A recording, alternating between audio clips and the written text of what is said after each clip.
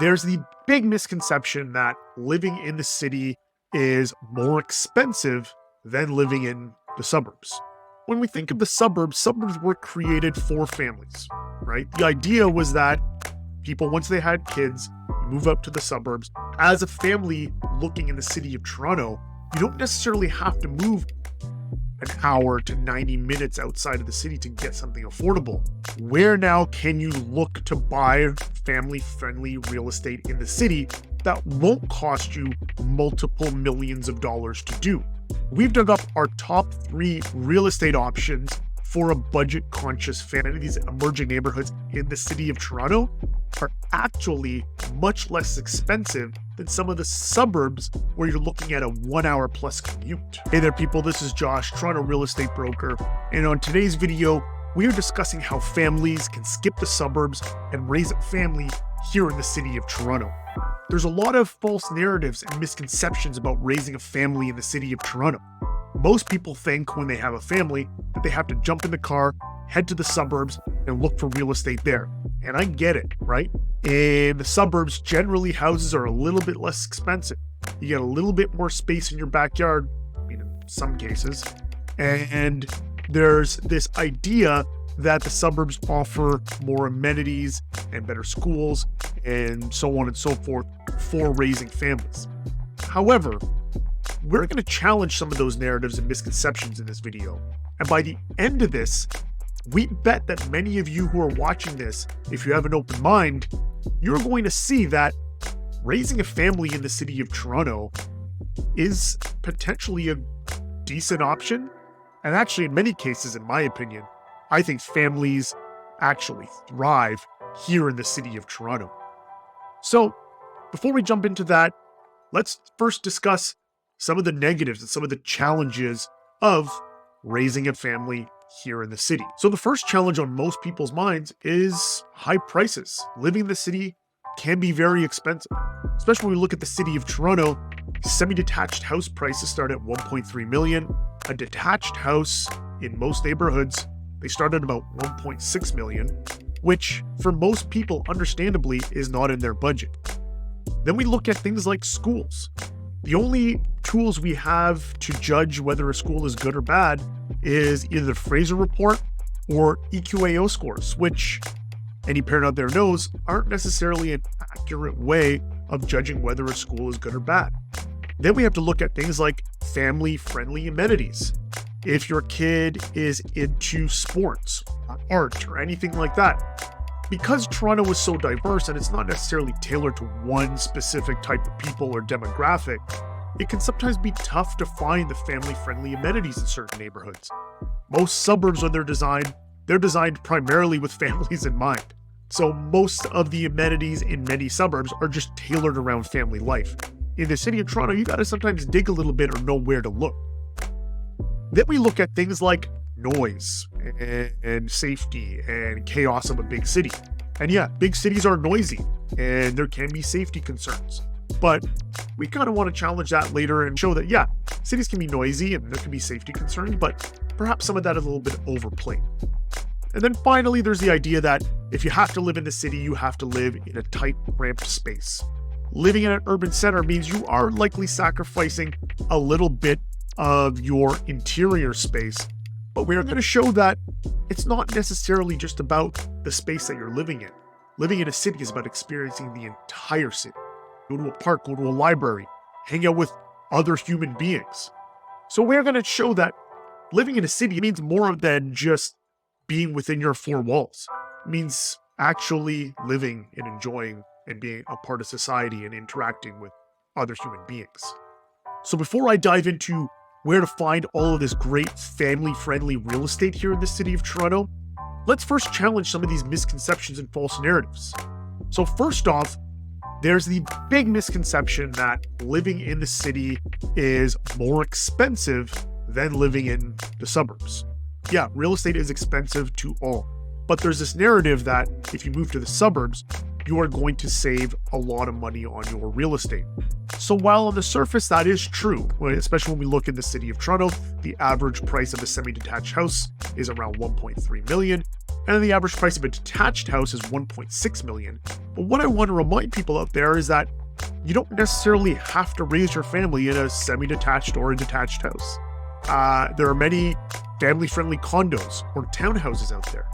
And then there's also the idea that you don't necessarily have to be in the trendiest real estate neighborhoods. There are many emerging neighborhoods that you can look at that offer semi-detached houses and detached houses for well under the average price of a Toronto home. And perhaps we can look to some of those neighborhoods. So now let's address the second misconception that Toronto schools are not as good as schools out in the suburbs. So there's a misconception that living in the inner city, that schools will be challenging. However, when we look online at the Fraser Report and the EQAO reports, that isn't necessarily always true. There's a lot of great downtown neighborhoods that have a lot of excellent schools. And with that, even when you look at some of these online tools to find your school scores and so on and so forth, some of that stuff can be a little misleading. A lot of parents out there know that, hey, you could choose your real estate based on a Fraser Report score, send your kids there, and then realize that perhaps that school doesn't necessarily fit the needs of your child. I can use my own personal experience. I had my kids originally in a school that was super highly rated. It was one of the highest rated public schools in the West End of Toronto. Was the experience for my kids great? Not necessarily. I think the school was great for a lot of people, but for my kids, it wasn't that great. So we moved our neighborhoods, moved into one of the emerging neighborhoods that we're going to talk about later in this video. And their school life changed dramatically. They enjoyed school again. It really was satisfying their needs. They're both young athletes. We moved to a neighborhood where when I'd go to track meets when they were at their old school, I'd see this school all the time pop up and be like, where are those kids from? What neighborhood is that school located in? Because they always had great athletes and their teams would win everything at the city level, and all their kids at track meets would be dominating. So I was like, that's where my kids need to be. And we moved to that neighborhood. So we can't always necessarily look at things on the surface. Sometimes you have to dig a little bit deeper and find that rankings and things that we see online aren't necessarily the full story. So then the third misconception is that Toronto doesn't have any family-friendly amenities. So again, as we said in the leadoff, sometimes you have to just dig a little bit deeper, right? When we think of the suburbs were created for families. The idea of a suburb with all these 3, 4, 5 bedroom homes, the idea was that people, once they had kids, you move up to the suburbs and you build all of these homes for families. So with that, a lot of the amenities that are built into these neighborhoods are specifically for families. Now, someone who has lived in the city, I can tell you that there are a lot of great family amenities right here in the city. You just got to know where to look, and sometimes you don't even have to look that hard. The city has great parks, has great libraries, community centers, rec centers. But then the other thing to think about is that just because something wasn't created necessarily for families doesn't necessarily mean it's family friendly. We just went to a restaurant the other day called Conejo Negro on College Street, for example. Brand new trendy restaurant. Our kids went there. They weren't looked at in a weird way. They were welcomed in. We had a great family dinner. So again, if you know where to look in the city, you can find the family-friendly amenities. And also, as a parent living in the city, I don't necessarily want all the amenities around me in my neighborhood being solely for kids. There are certainly places that I want to go where I don't want to see any kids, especially when me and my wife want to try to get away from our kids. Last thing we want to do is go to a place where there's going to be a whole bunch of kids running around. So I actually find the city strikes a good balance between kid-friendly amenities and then some places where you may not want to see kids all the time. This leads us to misconception number 4, that city life is noisy and chaotic and may not necessarily be as safe as the suburbs. So I'll address it. Cities are noisy.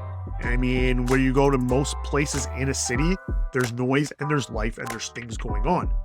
But with that being said, there's a lot of pockets in the city that aren't necessarily noisy.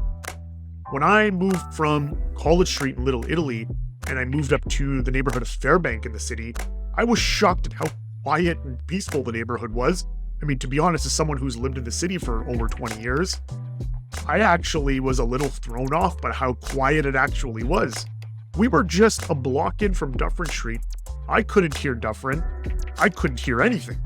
all I heard was, it was in the late fall. All I heard were noise of, it was a school nearby. I heard kids playing. I heard birds chirping, and that was it. It felt like I was out in the country again. I mean, I grew up in a small town. It actually felt that way. So there are a lot of quiet pockets in the city if you know where to look. Now, if you're going to be raising your family in a condo, likely the condo's on a main street. I personally am one of those type of people. I actually like having street noise and things going on. And I actually like a little bit of busyness and a little bit of activity around. I have older kids now and teenagers who navigate the city on their own. I actually like the idea of people being around when my kids are walking around, perhaps early in the morning or late at night. I really subscribe to the idea that if a tree falls in the forest, does anyone hear it? I think when it comes, again, to the idea of noise, and then when you think about safety, I believe that there's something called safety in numbers, and if there's people around and there's activity and life on the street, there's less likely to be situations where you feel unsafe. I feel safer around a lot of people, a lot of activity, a lot of noise, and I feel the same way about my kids. The fifth misconception is that everything in the city, all home types in the city, are just cramped little tight shoeboxes. Now, when you live in a city, cities are dense, so you don't have a lot of space. So when you're buying, if you're looking at a house, yeah, you're gonna have a smaller lot and a smaller backyard. If you don't have the budget for a house and you have to look at a condo or a townhouse, yeah, you're going to sacrifice a little bit of interior space, a few less flex spaces, like you have a basement in a condo, you may not have extra den or office space in a condo or townhouse. However, one thing to remember is that we don't necessarily live 100% of our lives within our four walls. Let's just think back to the pandemic. I lived in a big house during the pandemic, and while it was nice having a large house during the pandemic, I couldn't wait until I could get outside of my four walls and I could get out into nature again, into society, seeing people again, going to the park, going to a coffee shop, going to restaurants, and just seeing other human beings. So we all had this idea during the pandemic that we just couldn't wait to get back into society again.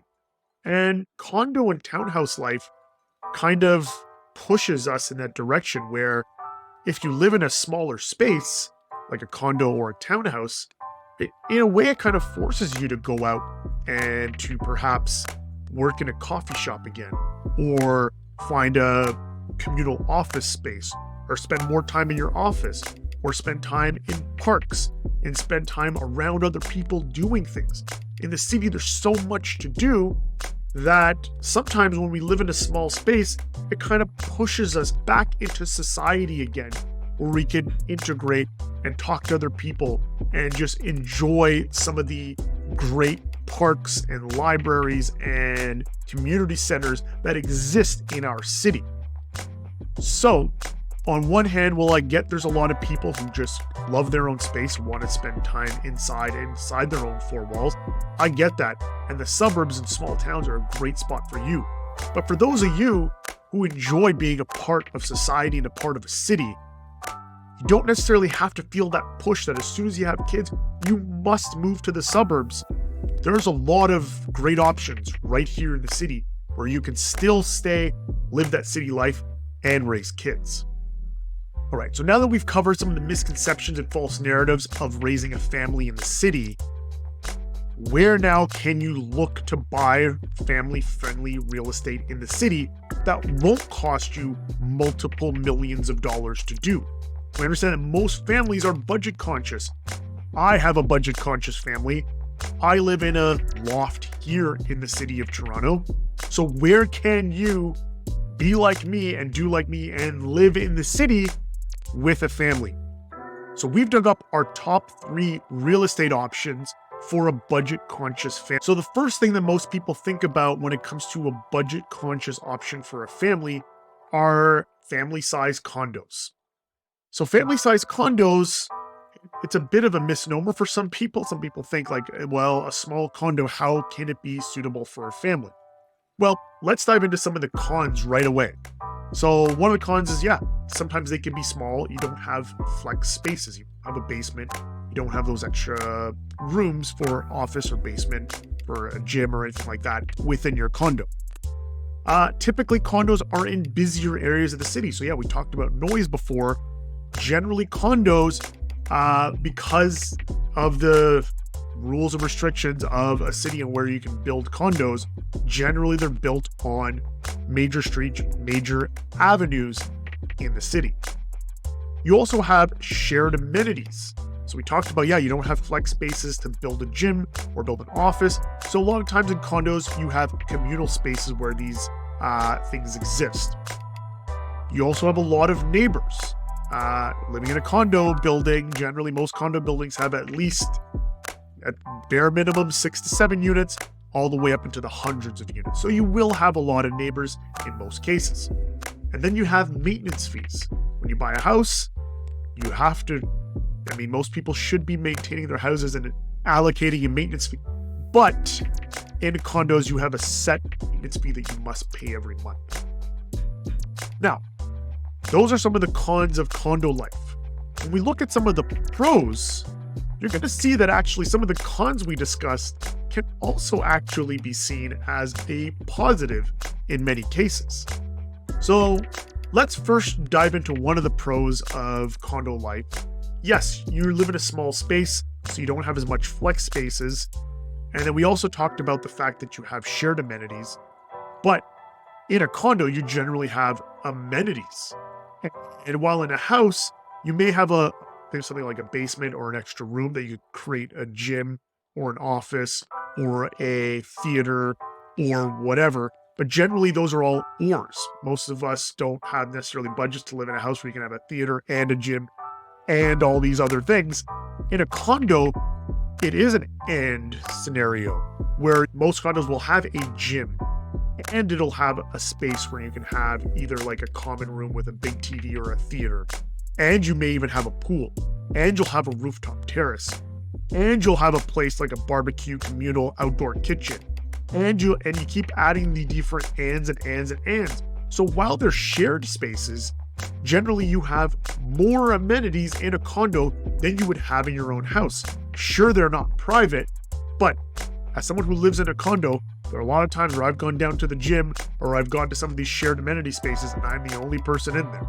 So while, yes, they're shared spaces, we get a lot more amenities in a condo.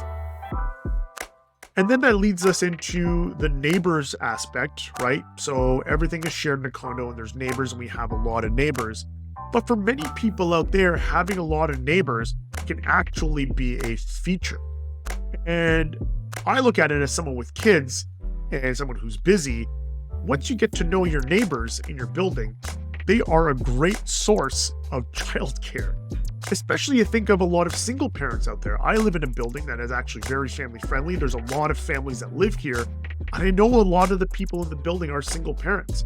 And it's great for them to have that resource right in the building where if they need to jump out really quickly, they can just call up one of the neighbors and say, hey, are you home? Do you mind if I send Johnny or Timmy down to your place so you can watch them while I jump out and go grab groceries? Or if I want to jump out and have a quick client meeting or have a date or anything like that, you have that resource in your building with a lot of other neighbors where you have that childcare built in.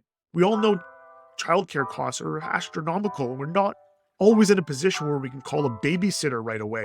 Even if you're not a single parent and you're a working couple, you may both be at work, right? And you need someone to watch your kid last minute. Again, it's a great resource to have neighbors that you get to know, and then you, in a pinch, you have that extra help. And then one of the things that we talked about as a con, maintenance fees, can also be seen as a positive. Again, for many busy people who work busy lives in the city, we don't necessarily have time to deal with a lot of the maintenance that comes with owning a house, whether it be shoveling snow or gardening or cutting the grass, any of those items. So yes, if you own a house, you can pay someone to do that. But in a condo, all of that is built in. You don't necessarily have to worry about some of those external maintenance items that you would with a house. You just pay your maintenance fee and it's all taken care of. So let's jump into now the second option for a budget-conscious family.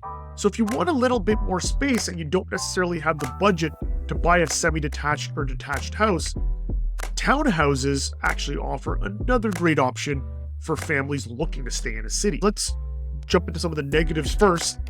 The first negative with most townhouses, and most people will flag it right away, is that townhouses, because they're built on limited land, generally you're living on multiple floors. So that means multiple sets of stairs. So for some people, it's an annoyance, but for others, it's actually, if you have a mobility issue, it's impossible to live in that space with multiple floors. Another con is light and views. Because condos are generally what we talk about in real estate being infill. Infill is usually a nice term of like you have a piece of land that's not really usable for anything else. You slap townhouses there because you can't put anything else there. And it can be due to just sometimes even just planning zoning restrictions of what you can build in that space. So generally, townhouses are kind of shoehorned into these areas in the city. So you generally don't have necessarily the greatest views in many cases. And you may not necessarily have also great sources of light.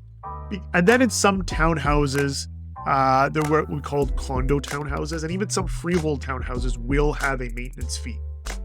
Generally, the maintenance fees aren't as high as condos, but they generally will cover things like the garbage pickup or the maintenance of the yards, or if it's a condo townhouse, it may even cover things like the windows, and let's say if you have a balcony, anything like that, the common elements of the structure itself. So you will, in many cases with townhouses, have a maintenance fee attached to the condo townhouse or just the strictly freehold townhouse.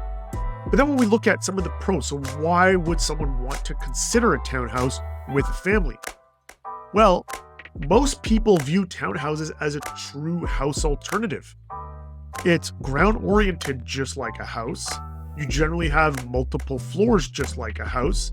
And then generally with townhouses, when you look at square footage, most townhouses have the similar square footage to a house. So you're getting pretty much a house with maybe just you're giving up a few things, like maybe you won't have your own yard and maybe you have to give up things like a basement. But for the most part, you're getting a house.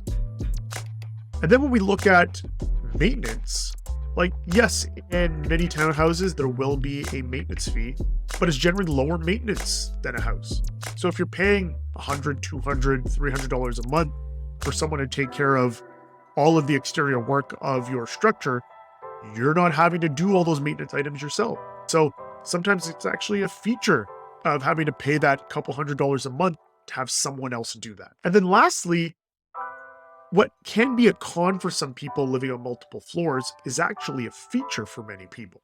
The nice thing with living in a townhouse and is on multiple floors is that you get the separation of space, right? So you'll have your entryway on one level, then you may have like your living and kitchen on a different level, bedrooms on a different level, and perhaps in many cases in Toronto, you'll have like a rooftop terrace. So it's actually kind of nice knowing that like you could be in the kitchen and making noise or watching TV, and then bedrooms are on a complete separate level, so the noise doesn't necessarily travel as easily between floors as it would if you lived in a condo and you're just on the other side of a door, for example. So for some people, living in a townhouse gives you the kind of the best of both worlds of you have the low maintenance lifestyle of a condo, but you still get a lot of the benefits that you would have in a traditional house. And our last item on the list would be looking at hidden gem neighborhoods, or on this channel, if you watch this channel, we call them under the radar neighborhoods. So when we look at Toronto, we look at some of the trendy neighborhoods right now in the city of Toronto, where a semi-detached house will cost you in excess of 1.3 million, or a detached house will cost you in excess of 1.6 million. A lot of these neighborhoods at one point in time were hidden gem or under the radar neighborhoods. When we look at a neighborhood like a Leslieville in the East End, or we look at a Beaconsfield Village or a Bloordale in the West End, most of these neighborhoods, when we look back 10, 12, 15 years ago, these weren't necessarily the desirable neighborhoods that they are today. Most of these neighborhoods became trendy neighborhoods because people who didn't have the budget to live in some of the more established neighborhoods moved to some of these neighborhoods and made them what they are today. So if you don't necessarily want to live the lifestyle of raising a family in a condo or a townhouse, you can look to neighborhoods like Fairbank in the West End, or a Briar Hill, or a Carlton Village, or if we head out to the East End, if you look at Cliffside, Birchcliff, there are many neighborhoods of the city where you can buy a semi-detached house or a detached house for well under the average house price in the city of Toronto. And many of these neighborhoods have been undervalued because they haven't really had the amenities and access that they once had, but the access and the amenities are coming. When we look at the West End, especially some of the under-the-radar neighborhoods that we talk about on this channel, most of these are under the radar right now because they don't have that easy access into the core of the city. But once the Eglinton Crosstown LRT opens, we are going to see a massive change to these neighborhoods, and these neighborhoods that were once under the radar likely won't be under the radar much longer. But then when we shoot over to the East End, same thing's happening over there. We're getting the Bloor subway line extension happening over there, and then we're getting that downtown relief line that's pushing into Scarborough as well. So Scarborough at one point was kind of seen as this area that wasn't really easily accessible. You needed a car or you were sitting on the bus for hours. Scarborough is now getting a lot of extra rapid transit that's going to completely reshape and reform what Scarborough once was. So, as a family looking in the city of Toronto, you don't necessarily have to move an hour to 90 minutes outside of the city to get something affordable. There are options within the city that maybe right now aren't necessarily super accessible, but once these transit options open, are going to be very accessible. You'll be able to get downtown from a lot of these neighborhoods in under 30 minutes versus what you're looking at in terms of a commute from the suburbs, an hour plus. So when you look at these emerging neighborhoods, you're getting rapid transit, emerging family amenities for a much more affordable price than some of the more established neighborhoods. And actually, in many cases, many of these emerging neighborhoods in the city of Toronto are actually much less expensive than some of the suburbs where you're looking at a 1 hour plus commute.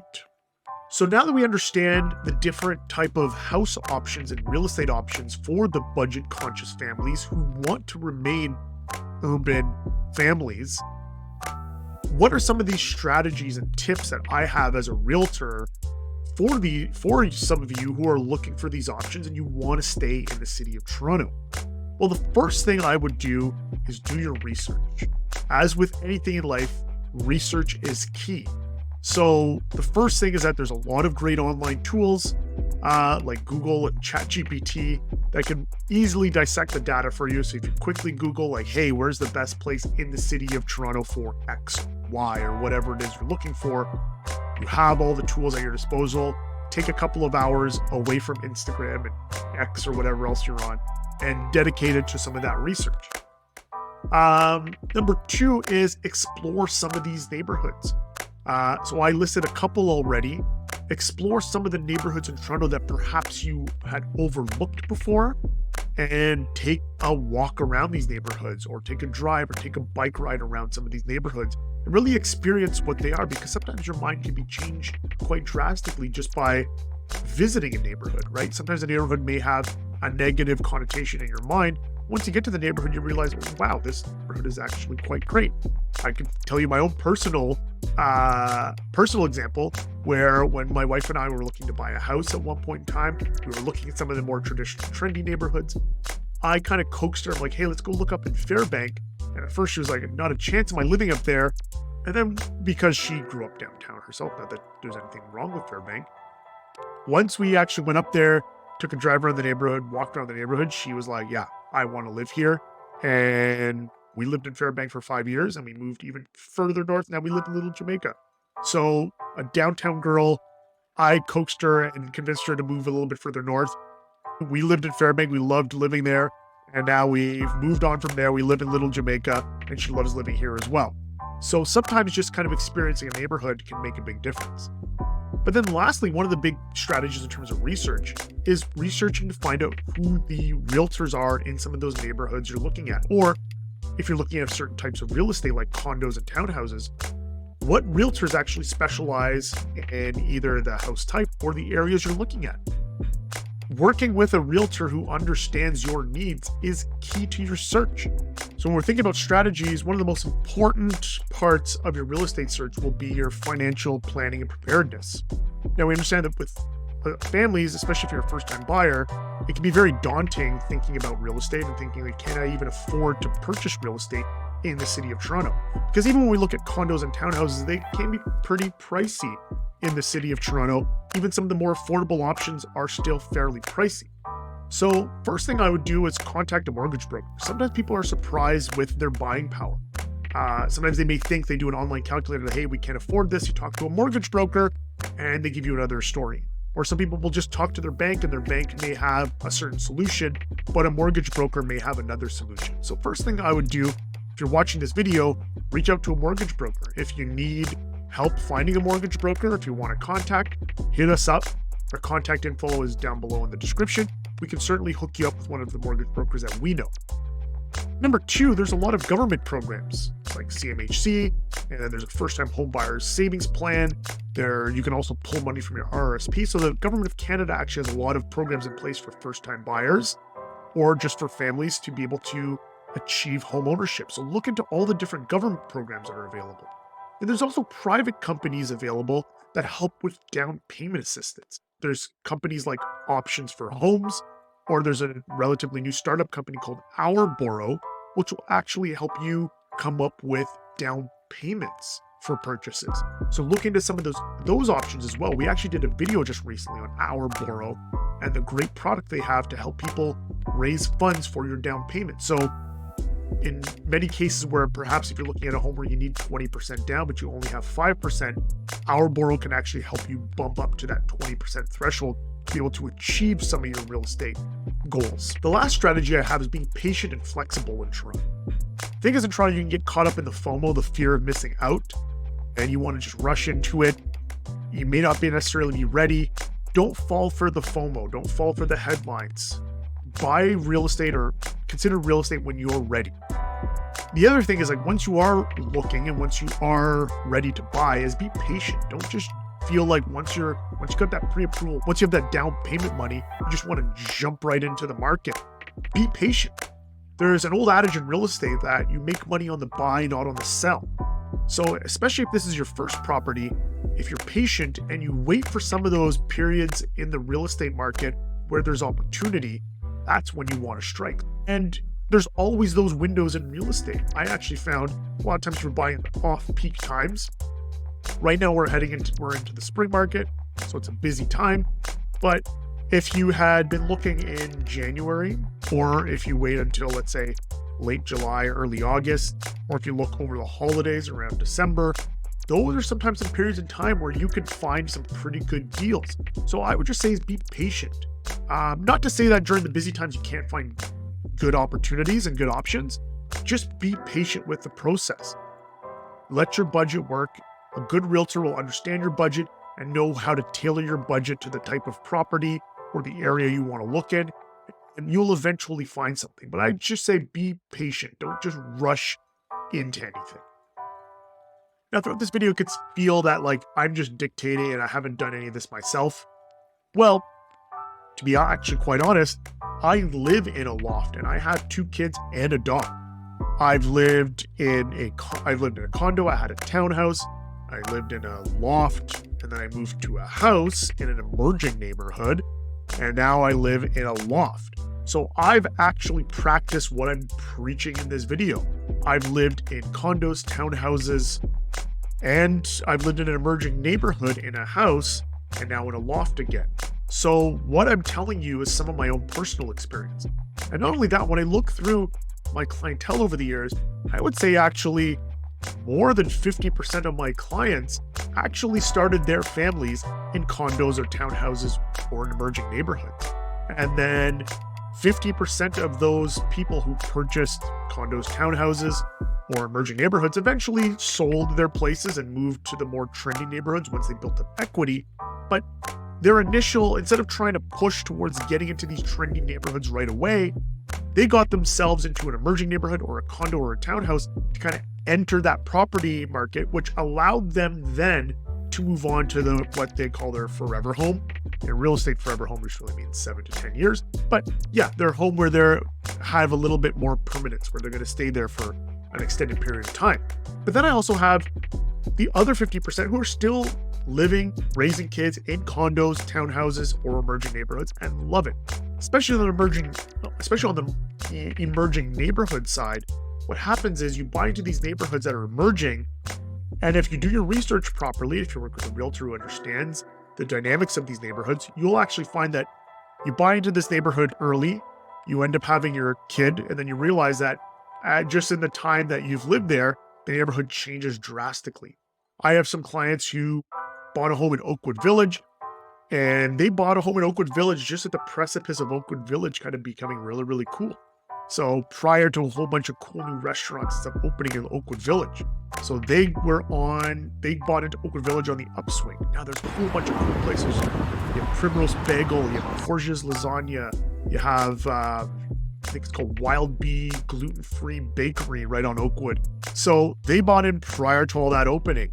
So they got in at a great price point, and if they were to sell their house today, they would probably make a decent amount of money because Oakwood Village has changed and it's continuing to change. So Oakwood Village is still very much on the upswing. So even if you were looking at Oakwood Village right now, there's still a lot of opportunity in Oakwood Village. So there's a lot of these scenarios and situations where clients listen to your advice and they do quite well. They're able to enter the property market at a price point that works within their budget, and they're able to make that upswing into either other areas or larger properties, or they stay in the neighborhoods and house types that they were originally looking for. And then with a lot of those clients, I'd say the three things that they generally, if you were to interview them right now, there's three main concepts and themes that they would bring up. Is number one is quality of life.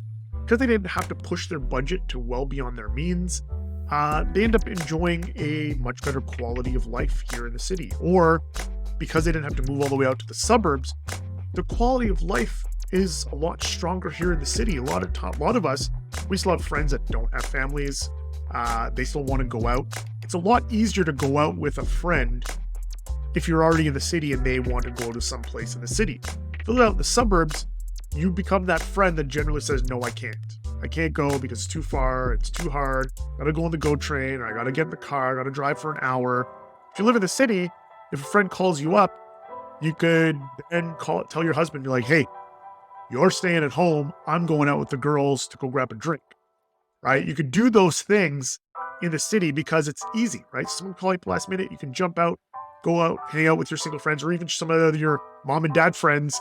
And you can either find, if you live in a condo, for example, like the example I gave you before, you call up a neighbor saying, hey, do you mind watching Johnny for an hour? I just want to go out and grab a drink and come home. You can do that. It's a lot easier to do that in the city. So quality of life typically tends to be higher with a lot of the clients who decide to stay in the city rather than moving in the suburbs. Then you also have the huge savings of transportation costs. So while sometimes moving to the suburbs can save you a little bit of money on the real estate purchase, you actually find your transportation costs skyrocket. So either you're having to buy a second vehicle, or you're having to get a GO train, you spend more money on gas, more money on the 407 bills, all that kind of stuff, and it adds up. So while your initial purchase price might be a little bit lower, your monthly transportation costs can skyrocket quite a bit.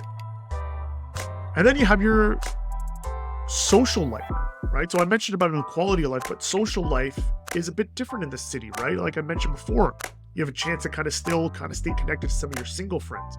But then also, find in the city, you have a lot of parent groups who tend to be a lot closer because you live in more diverse neighborhoods, so you may not have neighborhoods that are all families, but the families that are in the neighborhood tend to kind of group together a little bit more because you kind of create those little communities within a community.